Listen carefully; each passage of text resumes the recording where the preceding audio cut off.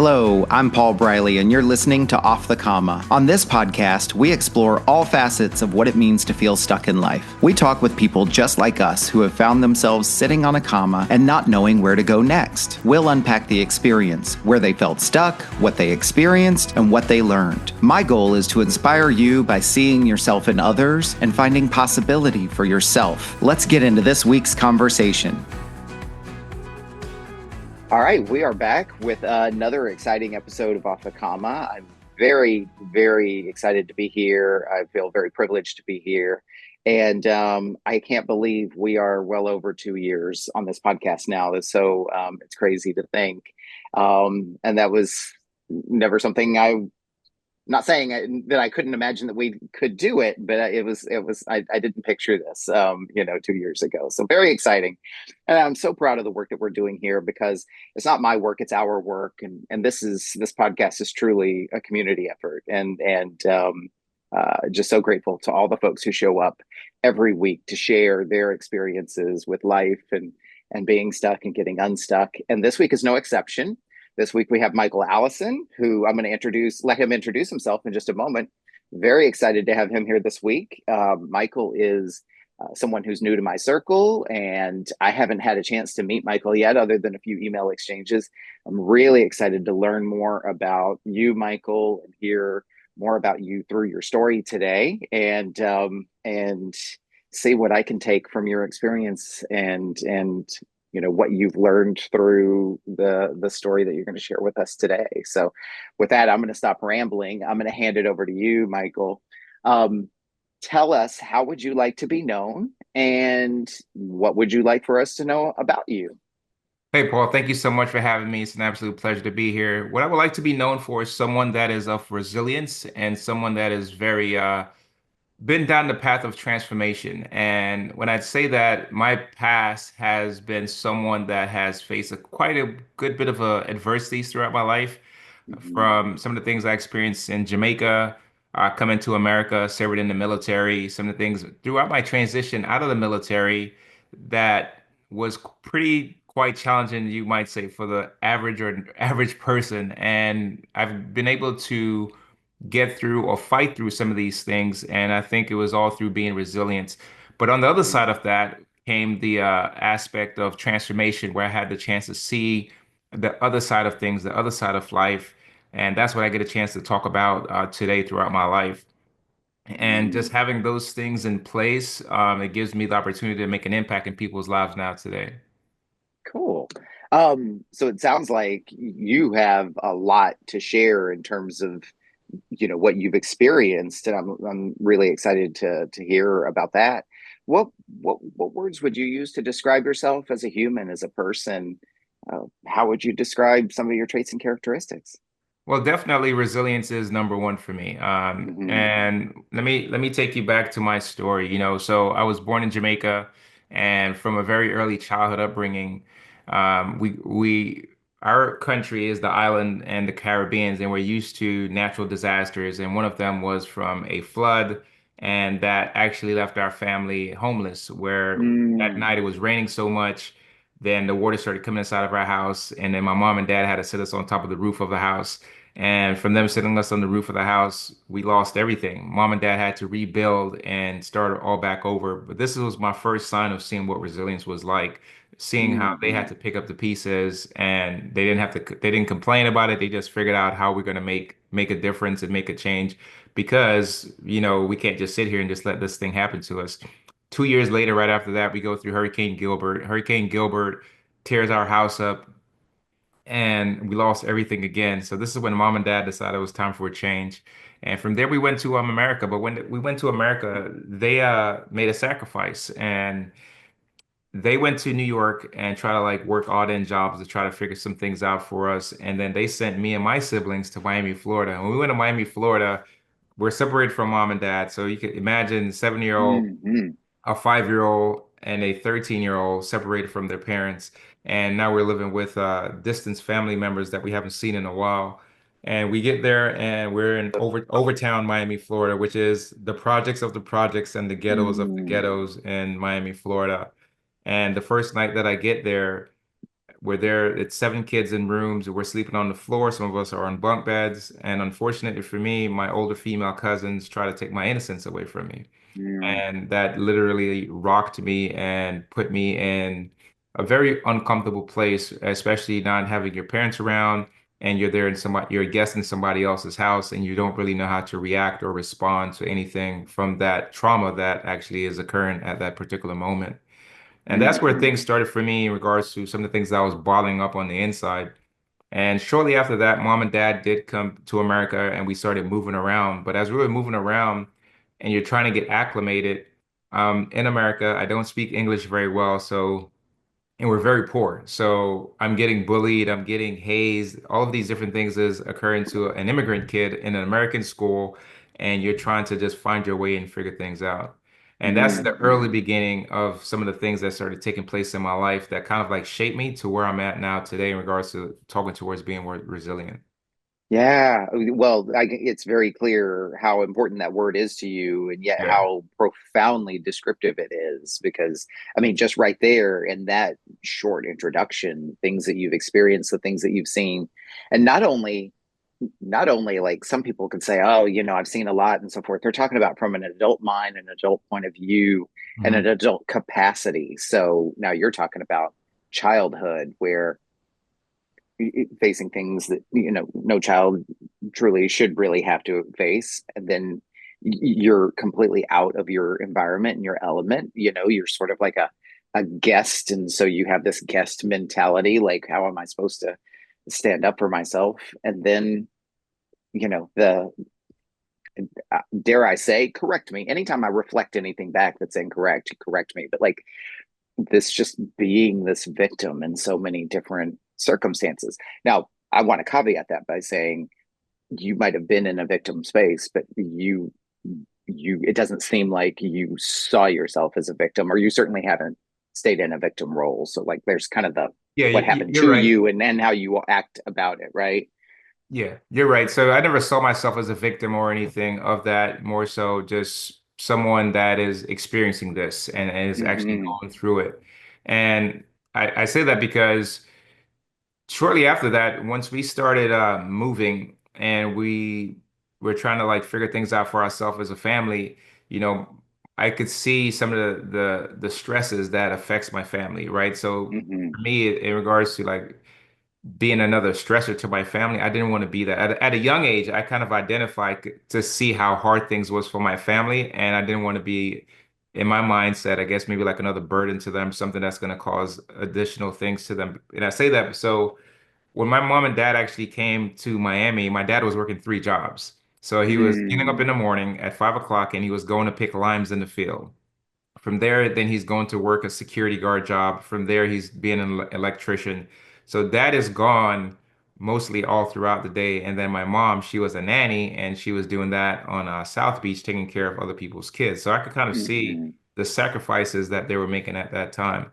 And to share with you like how poor we were, we're going to school and instead of us wearing name brands like some of the kids wearing Nike, our shoe says nice on it, so we're shopping Mm-hmm. from Payless. So you think about like what kids are doing or in regards to like picking on us.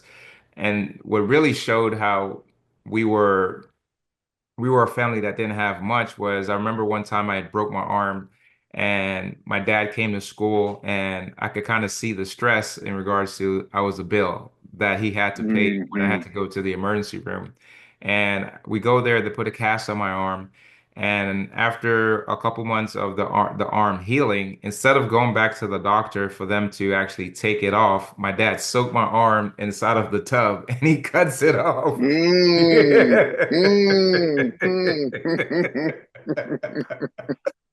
And it's interesting, right? Like, and I love the we could laugh about it, but like, the apples don't fall far from the tree, right? You're talking about resilience in your father and your mother. You're talking about resourcefulness, right?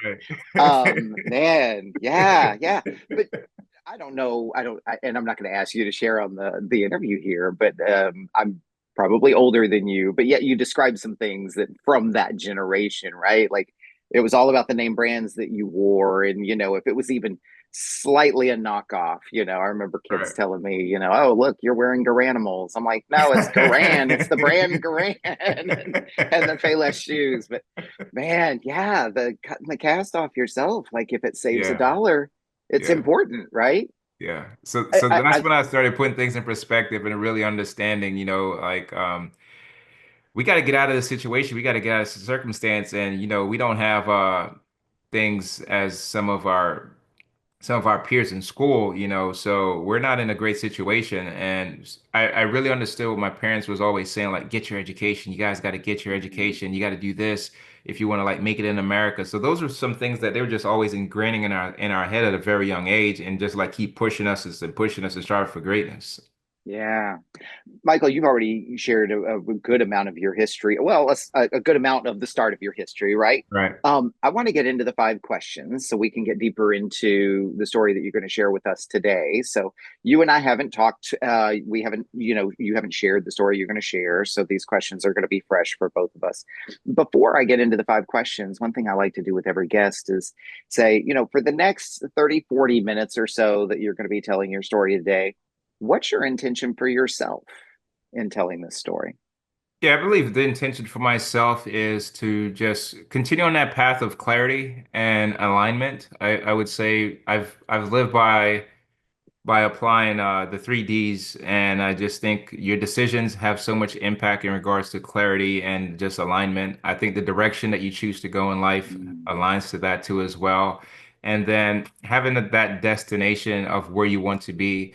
And when you could get all three of those three Ds together, I think those are the things that has helped me along the path of my journey.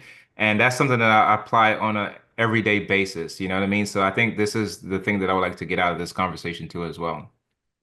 I love that. I love that. And it strikes me that, you're a coach, right? Right. Yeah, it's very much intention, was I gonna say intention, um, outcomes and, goals, right? So I love that. Exactly. My intention in our conversation today is to support you in your intention to create the space for you to be able to share your story in the way that you want to share it. And that, as with all of the other guests on this podcast, that there will be people out there who hear your story and they see a little bit of themselves in you and your story. They feel a little bit less alone, a little bit more connected. And in the best of cases, they feel inspired or even empowered to go out and do something that they've been wanting to do. Absolutely. I think being able to share my story, I've found throughout the years has been so much of an impact for many people. And I'll be honest with you, I never knew that it was going to be like that because from some of the things that I experienced as a kid, I grew up very isolated. I grew up very shy. I grew up Mm, someone not willing to speak up. And it's titled to some of the things that I speak about too as well, Paul, when I say break the bottle. I bottle up a lot of things on the inside. mm. And it was not until I made that decision to like shatter some of those things that was keeping me back. And my childhood, from what I shared with you earlier, it didn't get any better from there, man. I Mm, had an experience in the Boy Scouts, and then when I joined the military, I went to Iraq and got blown up by a car bomb. Had to put my best friend in a body bag, and mm, it was so many things that was tied to that, and I just bottled up so many things that's tied to like your PTSD, your mental health, and I struggled. And through some of that struggle, it was hard trying to find your identity, trying to find your purpose, and trying to navigate that while you're doing that by yourself could lead to a very dark road and a dark place, man. mhm. Well, and I think you've already started kind of taking us down the path a little bit. Michael, the first of the five questions is, where in your life have you found yourself sitting on a comma? Feel free to continue or start a new thread in response to that question. Yeah, definitely. So I found myself sitting on a comma the moment I realized that success on paper doesn't really equal what is tied to your soul. And what I mean by that is throughout my life, as I was looking back, as I was progressing through life, I found that I was doing pretty successful on the outside. But on the Mhm. inside, there was something that was always always like challenging me or is like trying to like figure something out. And I never really understood that. And it didn't really occur to me until that it brought me to like a breaking point. And my breaking point for me was about 10 and a half years ago. I tried to commit suicide and take my life. And Mm, when I look back at it and try to like go down the path of like trying to get help and go to the source of where all this is coming from, it was tied to some of the things from the childhood. So I'll pick it up for you of why I bottled so many things in and didn't really discover that. So shortly after my my parents come to America and we started living together, I joined the Boy Scouts, trying to find identity, trying to be a part of something. And we're there on a trip in Washington, D.C., Paul. And the last day we're coming back and we go to our hotel room. And we're there in the hotel room and we separate 12 boys, six in one room, six in the other room. And we're taking showers and we're rotating taking showers. I'm one of the last kids to take a shower. I come out of the shower, I see five boys on the wall, and I was told to get on that wall too as well. mm, And I experienced something no kid should ever experience in regards to like the abuse and the trauma that took place for me at that particular time. And that led me to being a very shut down kid, man. And I eventually live my life and go on to join the military right after high school. And 9/11 hits. And after 9/11 hits, my family is calling me and they're saying to me, "Hey, are you going to war? Are you going to war?" Because this was one of the biggest fear that my family had for me to join and serve mm, our country.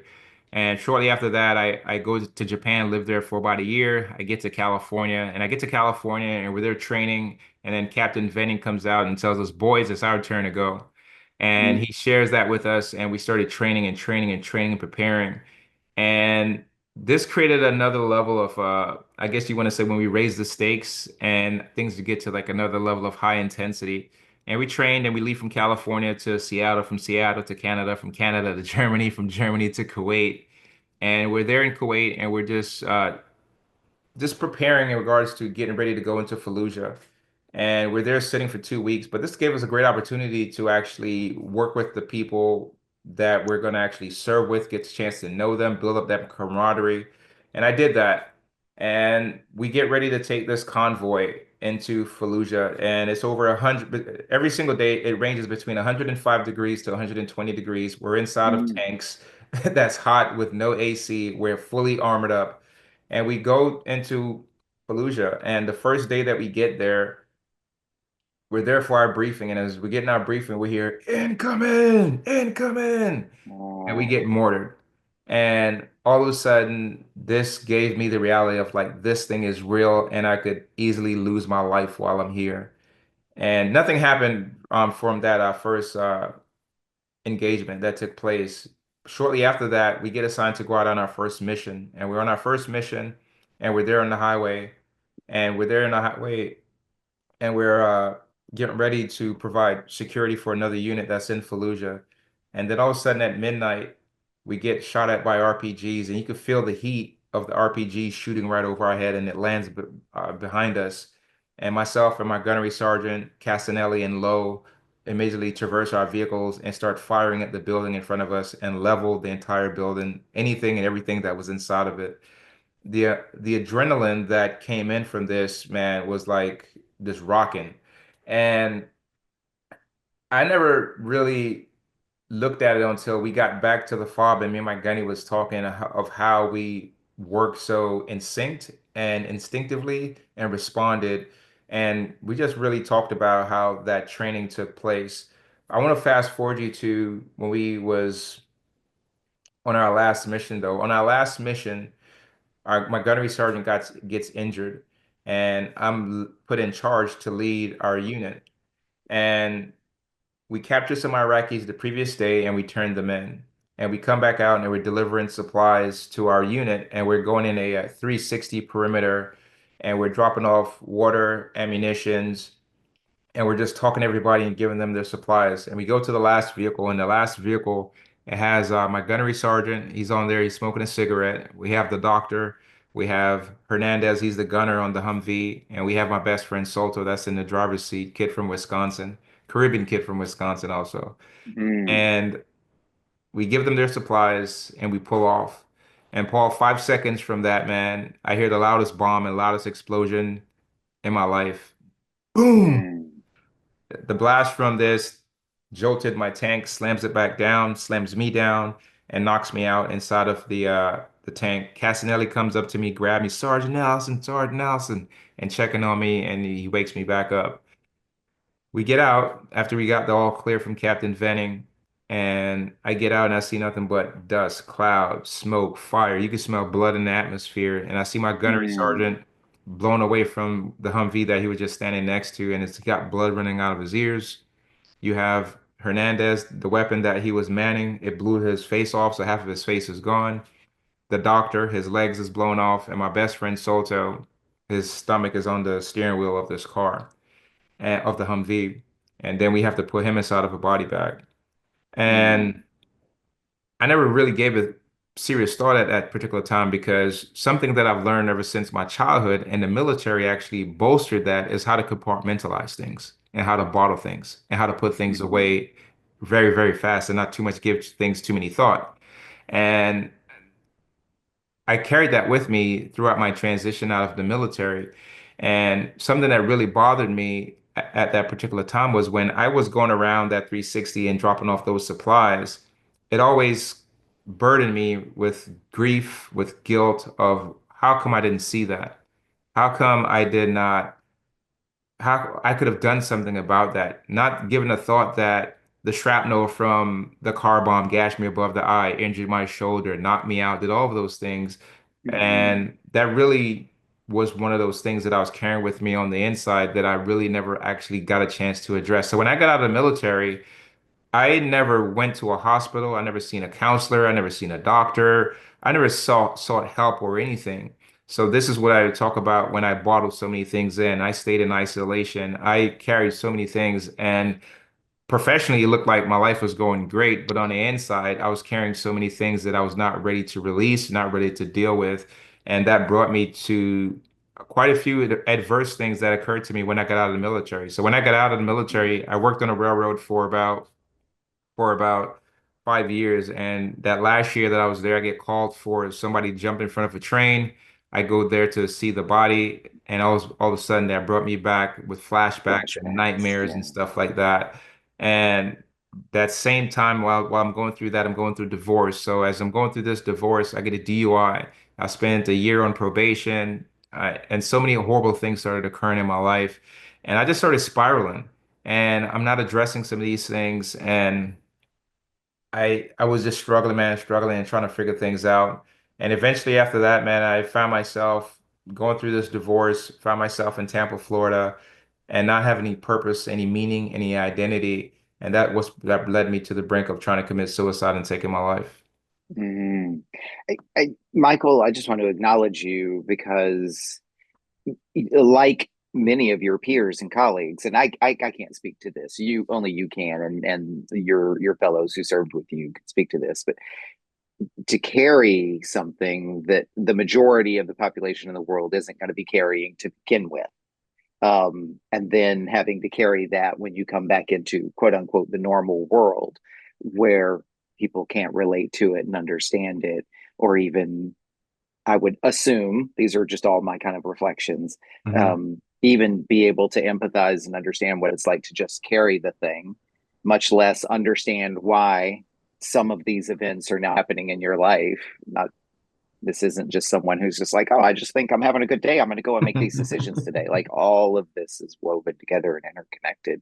So I just want to acknowledge you for the sheer weight of what you carried through this time in your life, and the service that you gave within which this was all given to you. So I just want to acknowledge that and Thank you, man. acknowledge you for sharing this story because there's many of your fellows and colleagues who probably couldn't share this story and wouldn't. So you're speaking on behalf of a lot of your fellows and colleagues as well, in my opinion. So thank you No, for doing that. I appreciate it, man. Thank you, man. It means a lot. And it took it took years for me to even get this transparent or vulnerable, just to even share my story with people. Mm, And what it has done for me is created a level of courageousness and bravery that's tied to that I get a chance to show people is through this process, is through this journey that I'm going on has helped created that transformation for me and helped Mm-hmm. made an impact in my life. And I can see it now for myself as my life has drastically changed just from me just stepping into some of these things that I was facing. Mm. Say more about that. Actually, that's brilliant because the second question is, as you look back at this comma that you were describing, what did it create for you? And so the invitation is you can go back and forth into your story as much as you need to. You've already started talking about, what it created because you were talking about, this lifelong kind of journey of events, hardships, challenges, difficulties, certainly much more significant than many people will ever experience. And this compartmentalizing, this like, I've got so much and I'm holding on to it. I don't really know what to do with it. And now it's manifesting, like it's leaking in my life. So say more about what it created for you. Going through this created distance for me from myself, from the people that I loved. It created Mm-hmm. distance from the man that I actually wanted to be. And when I think about it, I had my identity tied to some of the things that occurred to me as a kid. Then, as a football player, I had my identity tied to a football player, then that got taken away. Then, when I was in the military, I had my identity tied to that. And then, once I got out, I lost that identity. And then, once I got married and I was going through a divorce, I lost the identity of being a dad, being a husband, all of those things that was tied to that. And that's when you start searching for like meaning, you start searching for your purpose. Mm-hmm. And I'm starting to find myself distanced from people that love me, people that cared about me as I'm on this path and I'm on this journey, which kind of led me to that. But what it also created for me was the opportunity to actually do some soul searching and actually truly find myself because what some of the negative things that was occurring to me was the anxiety, some of the anger, some of the grief, some of the guilt, the hopelessness, the self-worth, some of the things where you're not valuing yourself. And Mm-hmm. as I'm going through that, I was saying to myself, this is not who I want to be, and this is not where I'm going to be. And how can I change this? And it was in that moment I recalled I had wrote my mom a letter when I was in boot camp. And when I wrote her this letter in boot camp, it was how hard boot camp was and me giving up on myself. And she responded in a letter. This is when people still write letters. I don't think people write letters anymore. Mm-hmm. But she wrote me back and she was just telling me, you gotta think about how far you've come and how far our family have come. And she shared with me like your grandfather came to Jamaica from Cuba on a boat. You got to imagine the sacrifices that they did back in the 1900s, early night when they were coming to our country. And then she shared with me the sacrifices that her and my dad made to come to America and go to New York and all of these things. And she was telling me through all of those things, we've persevered. Through all of those things, we've gotten through it. And when I was reading this letter, it really put things in perspective for me in regards to me trying to take my life. How dare I do something like that? And Mm-hmm. in that moment also it was something that came over me. How dare I take my life when your friends lost their lives in Iraq and they don't get this opportunity that you get now to do what you're doing now today, and you get the opportunity to change your life and make an impact in people's lives. And that's where my life actually started transitioning, started changing, and for me to become much more solutions focused and solutions thinking, and just start thinking forward in regards to how can I change my life and have a better impact and better outcome in my life, and not look at myself as someone that's broken or emotionally broken or mentally broken or spiritually broken, and how I could fix some of these things that have fractured me. And from there, that's when I started going out and getting the help that I needed. And Mm-hmm. how can I get the help that I needed? So I went out to speak with this lady named Dr. Judith, and I've connected with different counselors, but if you don't have the right counselor to actually get you past or get you through something, you will check out. And I checked out on quite a few different counselors because I never found the connection. And it was not until I started working with this lady named Dr. Judith, and she just connected with me on a human level, connected with me on the standpoint of like getting me and understanding me, all of the things that I was dealing with and I was bottling up on the inside. And I never addressed anything from my childhood. I've never addressed anything from the Boy Scouts. I've never addressed what occurred in Iraq, either killing people or either me getting blown up, any of those things. I've never addressed any of those things. I just carried those things and just dealt with them.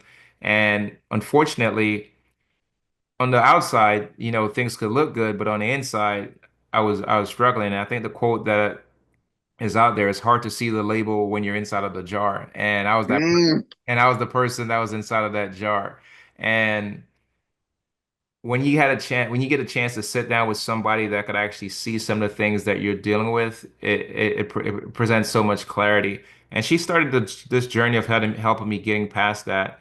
From there, I went to our Rush University, and Rush University does a great job with sitting down with veterans and understanding this thing around mental health and PTSD and a traumatic brain injury. And I was there going through that program as a patient, but also someone that wanted to learn more about mental health. So I actually got a mhm, chance to sit down with the doctors, interview them, and talk with them about this thing that veterans deal with and veterans go through. In addition to that, then I went to Emory Hospital in Atlanta, and they had a program around prolonged exposure. And the prolonged exposure was very beneficial for me because when I used to go to bed at night, I used to have these nightmares and dreams and sell myself all of these negative things about myself. And unfortunately, I was the one that was waking up in the morning and I was the customer that was buying all of the things that I was selling myself. So they take mhm. you through this process of going through the lie that I was telling myself, and I was always telling myself it was my fault of what took place in Iraq. Okay. And and once I started going through that, and they actually like really played it out for me, I could have really not done much of anything about that circumstance or situation as much as I had attached the grief and the guilt that's tied to the car bomb explosion itself. So that was Hmm. very clarifying for me as I went through that process, especially for someone myself that was dealing with mental health issues. Yeah. May I jump in for a moment? Yeah, yeah, yeah. You said something there that I'm really curious about because you alluded to this earlier when you were telling the story. You were in the depths of the details of the bomb event happening, and you said something about I should have or I could have prevented that or something like that. Now you've come back full circle with this my fault. I'm curious, and tell me if I'm wrong, but like it seems like kind of one of the threads coming through your story. You said it a number of times, like this sort of like self doubt, the my fault piece, or something like that. What is that? Like, I'm assuming it's not just because of that horrible event that happened over there when you lost your colleague. It seems like that it was a little bit more pervasive. Yeah. So as I replay that story in my head, there's a couple things that transpired. So the day prior to that, we got attacked and we captured the guys that attacked us. But while we were there in that area, it felt like we were kind of being set up. Mm, And I was always questioning. So we were attached to the Iraqi soldiers too as well, which gave up our position. So we came back out the next day, back to that same location, and our vehicles have numbers on them, so you could identify our numbers, you could identify who was here before, you could identify a whole bunch of things that is an easy giveaway. Now, could I tell you which car has a car bomb in it? No, I could not have identified that. So there's always mhm, things that was lingering in my head. Should I have paid more attention to identify any of these vehicles that were just sitting around? Because some of these vehicles just was like taxi cars just sitting around. So could I have identified this vehicle from the previous day and realized that it was there? Or when I was coming around from that 360 perimeter, would I have seen that vehicle if it was one of the vehicles that I seen the day before? And those are some of the things that were kind of like in my head. Should I have done something about that? Could I have done something yeah, about that? And that's where it was playing in my head. Could I have prevented this? Could I have said something to prevent this in my mind? And the realistic or truest point to that is like I don't believe I could at the end of the day yeah, when I thought about it. At that time, that's how I always played that story in my head that I could have done sure. something about it. it's a lot to carry. And when you're in that type of a circumstance, carrying something in and of itself is just a monumental feat because you're Right. just so beaten and beaten down. And I'll say, this is me self-referencing my own point of view and opinion. It's like, because I have some tendencies too, where like anything that goes wrong is just automatically my fault. I choose blame a lot, Mhm. and I have to challenge myself because, like, metaphorically, in your example, how can it be your fault you lost the round when you were never supposed to win the game in the first place, right? Like Right. somebody else is controlling the game. So Right. yeah, so that's what made me curious about why you said my fault and so forth. I didn't know if it was situational or if this was kind of like a theme that shows up in your life that you were also unpacking during this time that you were getting the help that you were looking for. Yeah, so during this time, I never decided to actually truly get any help until I'm gonna say about 10 years removed from the military. And what started that domino effect was going to the suicide person that tried to take their life. So that started that Mm-hmm. process. And I did initially try to get help from someone at the VA hospital, but unfortunately it was not the best service for me, and I checked out of that. And then the next time I said I'm gonna actually give this um give this more thought, much more preparation, and actually dive in and play all out was when my wife started telling me, hey, you're having these nightmares and you're screaming at night, or you're fighting in your sleep, or you're Mm-hmm. talking in your sleep, and you're playing out like some of these war things that you're going through, and I think you need to get some help. So I said, sure. And then she connected me with Dr. Judith, and working with her was phenomenal. She went through some of the things from my childhood, started unpacking some of those things.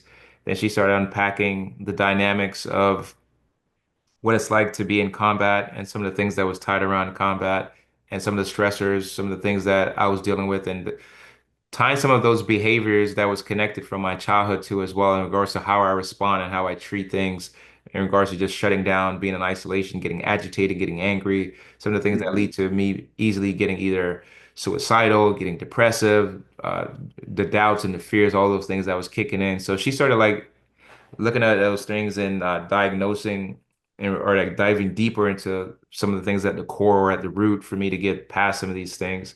And once we started doing that, I said, let me go to the Rush University. And they specifically work with veterans. They specifically work with people that have been to combat. They specifically is diving deeper into some of the things that your brain is processing and thinking through.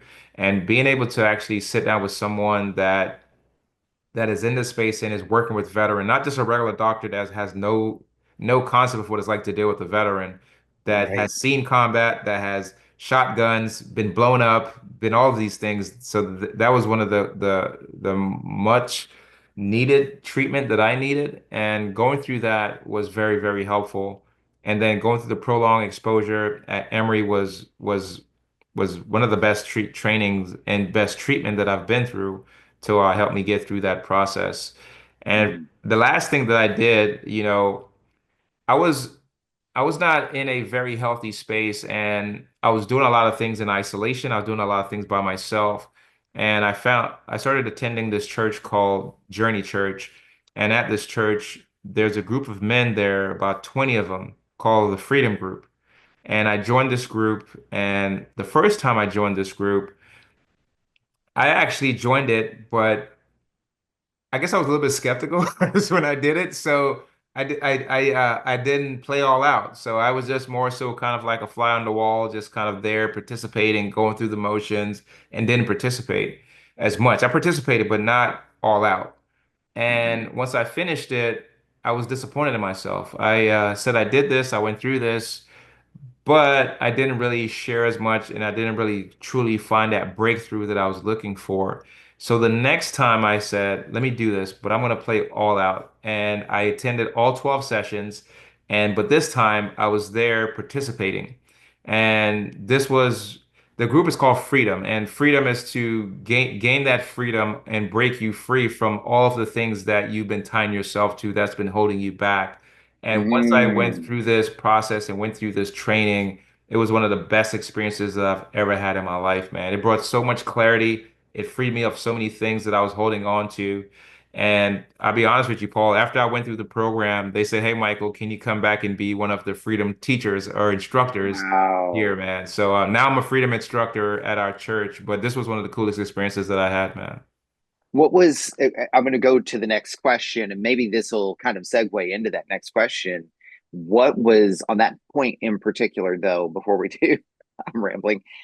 You said it was such a powerful experience. What was like the most significant thing that you got from that experience?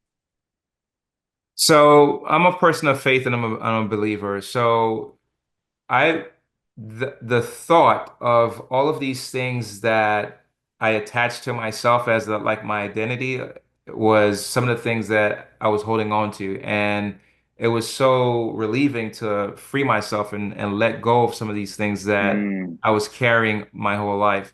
So growing up as a kid, I grew up in church, and there was a moral aspect to some of the things that impacted me in the military, to like shoot people, to kill people, to blow people up.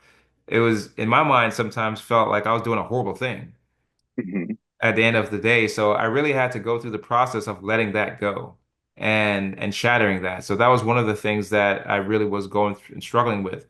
The death of my friend, I really had to go through processing that and really like let it go. The mhm, things from my childhood of the circumstances and the impact that it had on my life, I had to go through that process of letting that go. Even the people that did some of those things, I had to go through that process of letting that go.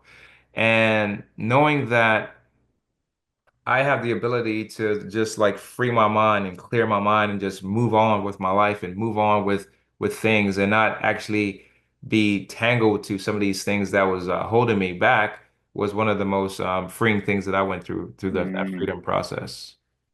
This might be a crude metaphor, but it kind of seems like all your life up to this point, you've just been carrying and re-wearing the same dirty laundry. And this, you got in and you washed and rinsed and hung it out to dry. Like it's such a significant change for you. It was, so when I get on stage and I tell my story to people through the frameworks of how I'm telling it, one of the stories I share is my life felt like it was kind of like in a fog. And if you think about going through a fog, and you ever see at the airport the thing where your luggage goes around on a circle in a circle in a Hmm. circle. The carousel. The Yeah. carousel. That's what my life felt like. That's what it felt Yeah. like. Yeah. Going through a Well, fog. understandably so, because like one of the things I want to do, because I'm a feeling person myself, right? Like I'm a human being, and I look at your story and I'm like, and rightfully so, and understandably so. And look at all of the, I mean, dare I say, just all of the shit that you've endured and so forth. And so, I mean, that's not to be dismissed. And yet, at the same time, it's you, your story, your experience. Nobody else gets to have a say so in it. And I'm hearing you say, yeah, that was. And I don't want to still be in that anymore. I want something new and different for myself. And I did finally come to a place where I knew that I wanted something different. I sought out the support that I needed, and I have taken the steps to move in a different direction. That will always be part of your story, but it sounds like you were talking earlier about. I wrote hashtag situational identities, right? Like your identity was kind of always attached to where you were, who you were with, or what you were doing, and you're choosing a different identity at this point. Let me ask the next question. Then you can kind of respond to that or the question itself. Michael, the third question is, as you look back at everything you've been sharing with us so far, what did you learn, or what have you learned, or what are you learning about yourself as a result of sitting on this comma? I learned that healing is not a weakness and it's a strength. I learned that I've built a life where I was reacting to trauma instead of designing the life that was rooted to my faith, my truth, my belief, and my purpose. And once I realized some of those things, and kind of like what you just mentioned, is my identity is not wrapped up or tied into some of these things from the past. And that's exactly what it is. And being able to move forward and removing some of those titles that I actually maybe society kind of gives that and kind of like puts those things on us, and it allows you to actually move forward. And that's the beauty of what I actually got a chance to learn. I discovered that my story, yes, it's a little bit messy. Yes, it's a little bit painful. Yes, it could be a whole bunch of things that transpired, but yes, that's my story. But being able to actually go through that and find that freedom, I've learned so much about myself in regards to the person I am now today that makes me who I am now today. And I never really knew why I was going through some of these things, experiencing some of these things. And it was not until I had a franchise, and I was at a point where I'm running this company, we're doing very well, and I'm in the gym one day and I'm saying to myself, I don't think this is the life that God has called me to live, or this is the life that I'm supposed to be doing. And in that moment, I'm just praying. I'm like, what is it that you want me to do? And it was to tell my life story. It was to share my story to help people.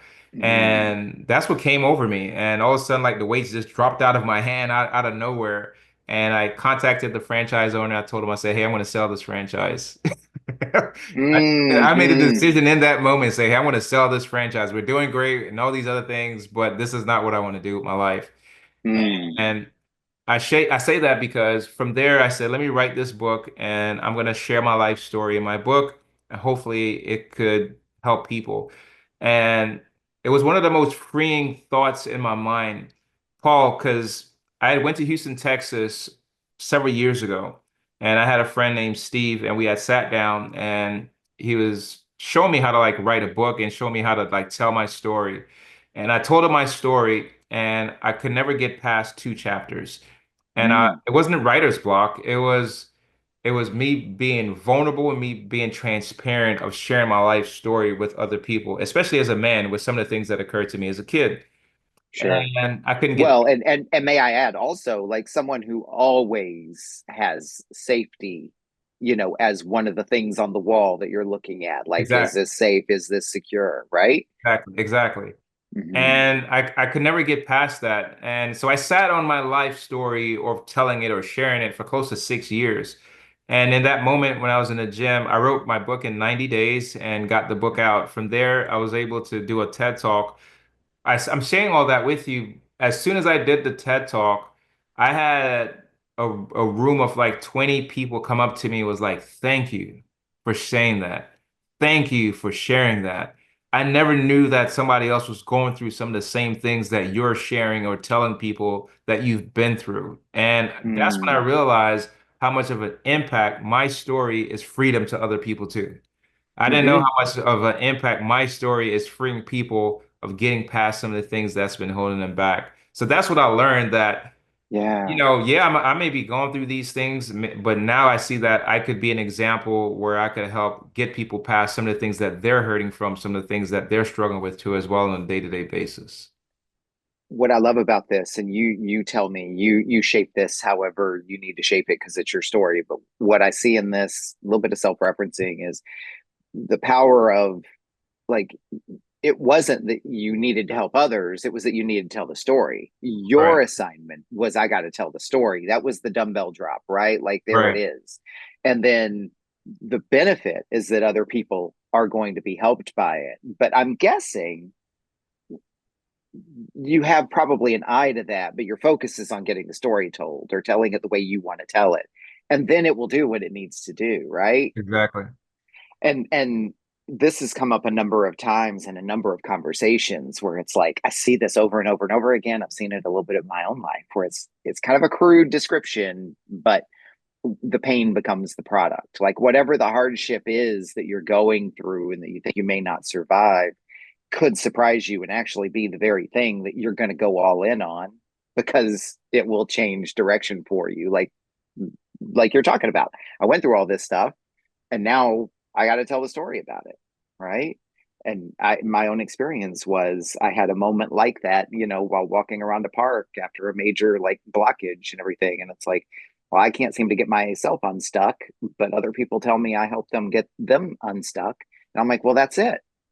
I have to help other people get unstuck to get myself unstuck, right? So Yeah. yeah, I love that, and I just love, I love so much about what you shared because of the shift that you were able to create and receive in your own life, the way your energy changed when you started answering question three, just the sheer upward direction that it went, the grins, the smiles, the body language and the energy that came out when you were talking about the gym and the I'm selling the franchise and I'm writing the book. And then the other thing too was like the whole when you had that momentary breakthrough and then all of a sudden the book just kind of fell out of you, right? In 90 days. So amazing. Let me ask question four, and you can kind of go back and forth as you need. I think you've kind of already told us a little bit of this, but what would you add?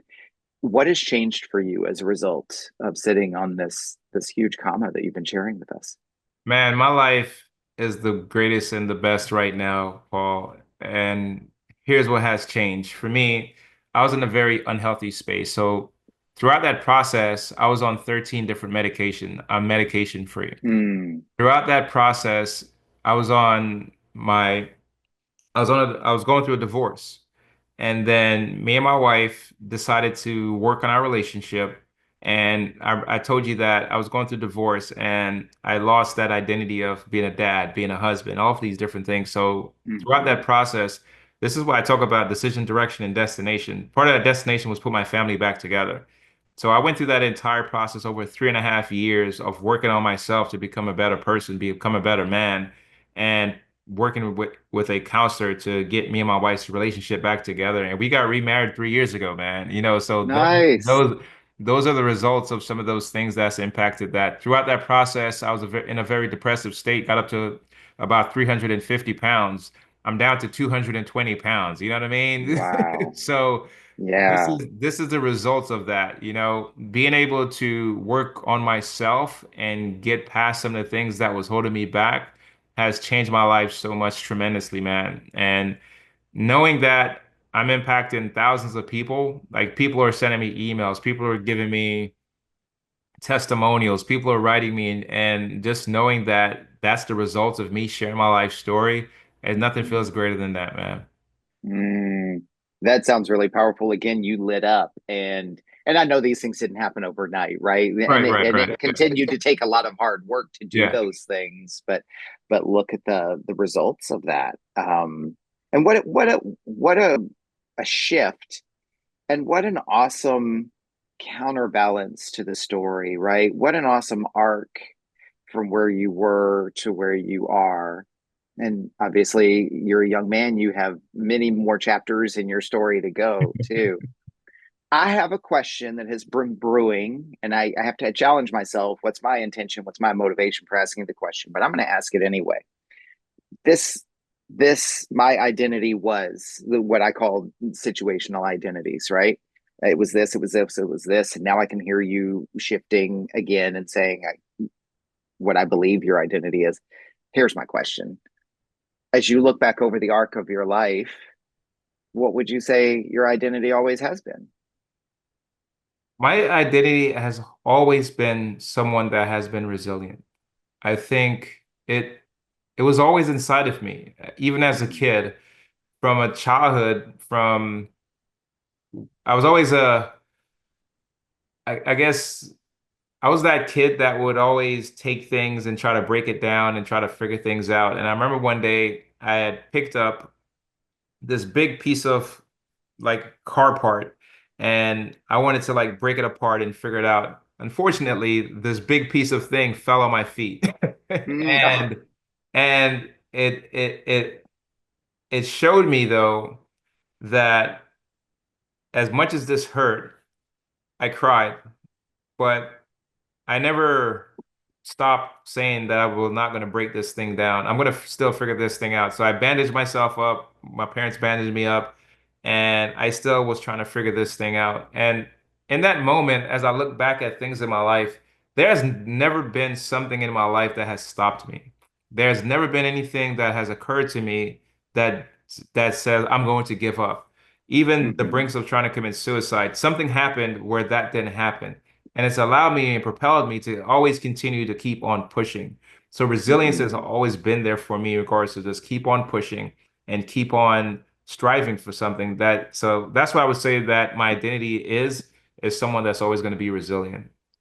And you've been very clear about that from the beginning because it sounds like you're clear on that. It strikes me um, that in a way, I sometimes get caught up in the whole, oh, well, what do you think the point of your life was and that sort of thing. And that's too oversimplifying, but it's something I do kind of for fun, right? But it seems like throughout your life, you have been a model. You show people how to do hard things. You show people how to survive. You show people how to move from surviving to thriving. And Mhm. so I think sometimes, people in life, like they go through hard things because maybe it's not necessarily about life being easy for them as much as it is like I'm the one who's going to show other people what it's like to go through hard things. I don't know. It's just like I get into that kind of space and geek out sometimes.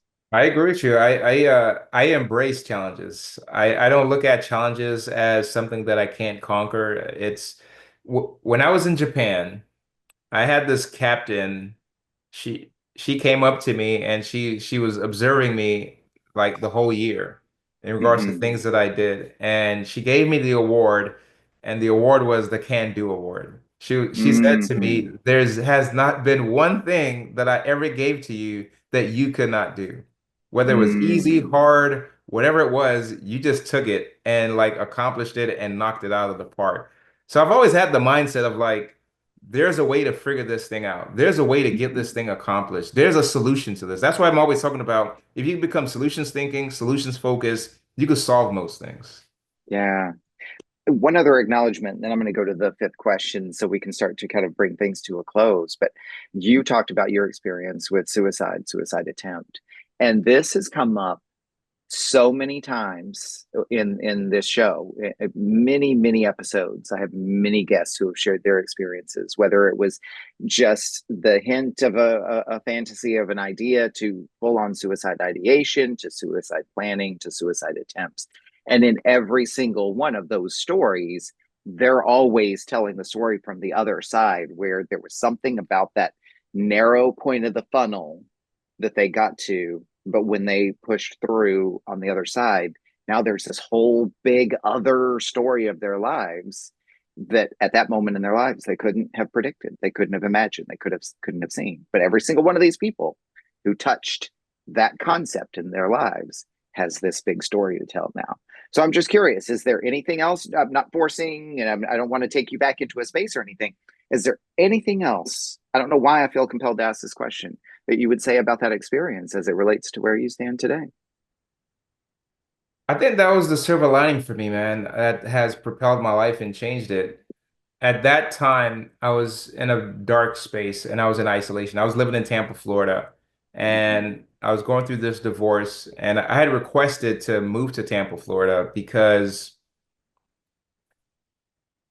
I guess I've always been one to resort to isolation, resort to being by myself, resort to being Mm-hmm. away from people whenever some things have challenged me or faced me, and I just want to face it by myself and deal with it by Mm-hmm. myself. And as I was going through that, that's what brought me to the brinks of trying to take my life, man. But I actually went through with tying weights to my leg and wanting myself to be at the bottom of the ocean. I took my Mm. weapon with me, loaded my gun, and was gonna take my life. And, by the grace of God, man, that letter that I wrote to my mom kicked in. One of the most sobering moments of my life was one of the moments where that kicked in. And it's crazy, but the thought of me taking my life and my friends dying in Iraq didn't sit well with me at all. Mm-hmm. It never Mm. sat well with me at all. And I guess I'm someone that's tied to emotions that I if there was a moment like how I mentioned to you that I had like that guilty thought of like that was Mm-hmm. my Mm-hmm. fault.